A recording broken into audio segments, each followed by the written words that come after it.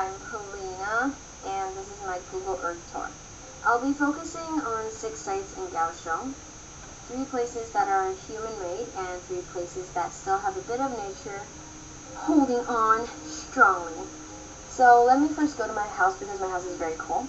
It I is live cool. in Kaohsiung City, and living in the city, you have better access to different places, and because the apartments are a bit more reliable, security-wise. Anyway, that is my beautiful house, and now we will go to my first site, Lotus Lake.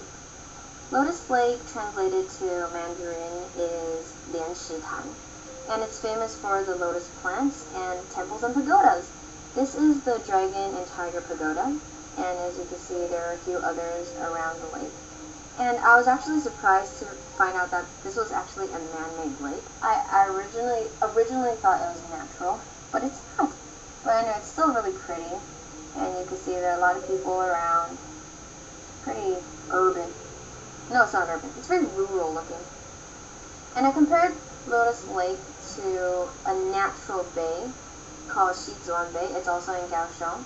As you can see around, there are a few human habitat, but the natural bay itself hasn't been hurt, damaged, although we do throw garbage, and that totally sucks.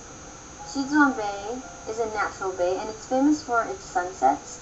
It's a very romantic place, so a lot of couples come here to dine, eat dinner, and watch the sunset. So romantic. Sadly, I've never had that opportunity. Shizuan is also great for surfing, and it actually has really clear water, but as I said, as you're starting to throw more garbage and trash away, it's starting to get polluted, and that is very, very bad. Lotus Lake and Shizuan are both great places in Kaohsiung that I recommend visiting, even though one is man-made, one is natural. Both are worth visiting because they are just beautiful, beautiful, beautiful, beautiful. My next set of sites, I'll first go to the 85-story Sky Tower. In Mandarin, we say 八五大楼, which translates to the same thing, basically. It is the second tallest building in the whole Taiwan. It is 1,240 feet tall. Magnificent. Boom!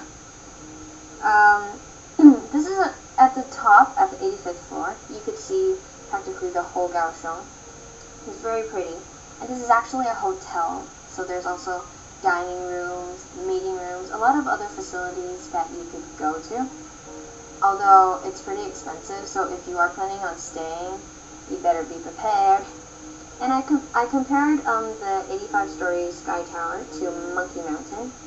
Monkey Mountain has a few other names, like Ape Hill, and in Mandarin we say 寿山, which means long living. But Monkey Mountain sounds cheerful, eh? Monkey Mountain is famous for the Formosa rock macaque. They are macaque, I'm not sure how to say it. But they're basically monkeys, and hence the name Monkey Mountain. And we also have a lot of trails there where you can hike. And although these trails are man-made, the mountain itself is still natural, like it's been there for a long, long time already. And we just put these trails there so we could go there, enjoy the green forest, sceneries, monkeys, all that kind of stuff. And I compared Monkey Mountain with the 85-story Sky Tower is because both are just skyrocketing, boom, into the sky. They're very majestic structures, and they're actually great places to live in. As I said, the 85-story Sky Tower is a hotel, and Monkey Mountain has been the habitat, the habitat for our Formosa macaque for a long, long time, and they've been living great, great lives.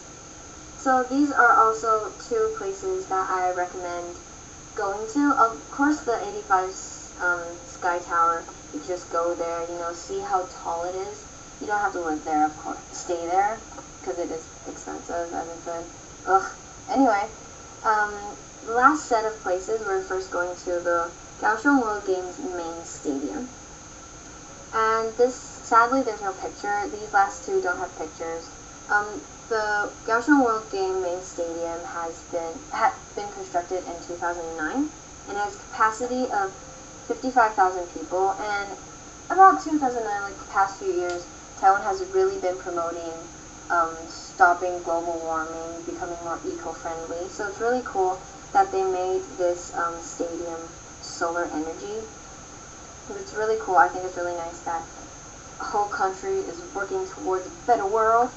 Anyway, the main stadium is designed to look like a dragon, and it looks like a real dragon at night, especially because the lights are red, and so it just looks like a real dragon just on the streets, slithering, wow, whatever. It's very breathtaking. And I compared the stadium to Ushantou mud volcanoes. Again, there's no picture. I have pictures linked below if you guys want to check it out. And it's funny that compared to the main stadium, these are actually very dull and bland and gray. But, I mean, it's really cool. They're like the mud volcanoes are like mini volcanoes that spurt out mud. And there are also many mud pools and holes around. And it's just a really cool sight. And there are also paths and trails around where we can go and see these cool mud volcanoes. And I compared this to the stadium because, first of all, they're both circular. They have this circular sort of side to them, I guess. And even though one is very dull, muddy, and one is very electronic, and for us, for our generation, we think it's really cool, like lots of lights and all that intricate design. But I think these two still have really intriguing effects. Like a mini volcano that spurts out mud is actually pretty cool. And so I think these are also places where if you come to Kaohsiung, you could definitely check out because they're actually really cool. And you don't have to worry if you don't come to Kaohsiung. There are many mud volcanoes scattered around Taiwan. So I think like you could still check it out at different places. So do not despair. And anyway, those are the 6 places. I wanted to focus mainly on Kaohsiung because I wanted to show how you can find a lot of different wonders in just one country. You can find so many extraordinary sights, whether it's man-made or it's natural. And this leads to the part where there are less and less natural places that haven't been taken over by us humans already.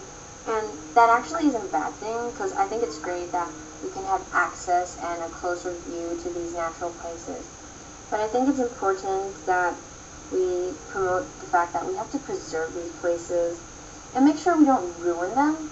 And it's actually harder done than said, because you know we're littering so much right now. We're producing so much trash, and we're building more stuff because we're running out of space and because of global warming. All these affect these natural places, and it's just sad to think that these natural places might disappear one day, and the people from all around the world, our next generations, won't be able to see them. But they're so cool. They should see them. And because if they disappear, it's harder for us to recreate those natural places. It's pretty sad, and I really don't want them to disappear, obviously. And my phone just rang. And so anyway, like the Portuguese said, we are famosa. We are the beautiful island. That was not a Portuguese accent. Anyway, and since we're this beautiful island, I really hope that we could live up to this name and that everybody could know us. Oh, phone rang again. Totally ruined my ending. I really hope that people can know Taiwan better as the Formosa, as a beautiful place, and our natural places could just live on and on and on. Thank you for